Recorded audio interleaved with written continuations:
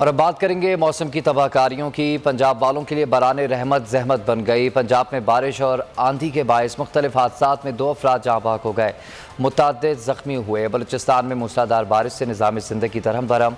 डेरा बुगटी के नशेबी इलाकों में बरसाती पानी दुकानों और घरों में दाखिल हो गया, जबकि ठट्टा के समंदर में तुग़यानी आ गई। हिफाजती बंद टूट गया।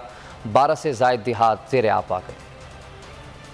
अब्रे करम बरसा और खूब बरसा। पंजाब के मुख्तलिफ इलाकों में बरसात से हादसात, आंधी और तूफान से कई मकानात की छत गिर गई। मेलसी में छत गिरने के 2 वाकयात में एक शख्स जाँ बहक और एक जख्मी हो गया। विहाड़ी में भी अब्रे रहमत जहमत बन गई। बारिश और आंधी से मकान जमीबोस होने पर 20 साल लड़की जान से गई। शोहर जख्मी हुआ। जुनिया में भी मकान की छत गिर गई। एक ही खानदान के 3 अफराद शदीद जख्मी हो गए। प्री मानसून का नया सिस्टम बलूचिस्तान में दाखिल। नदी नालों में तुग़यानी, नशेबी इलाकों में पानी दुकानों और घरों में आ गया। शहरी परेशान, आमदोरफ्त में मुश्किलात। सोनारी पुल बह जाने से मुतालिका इलाकों से राब्ता मुनक़ता हो गया। ठट्टा में समंदर बिफर गया।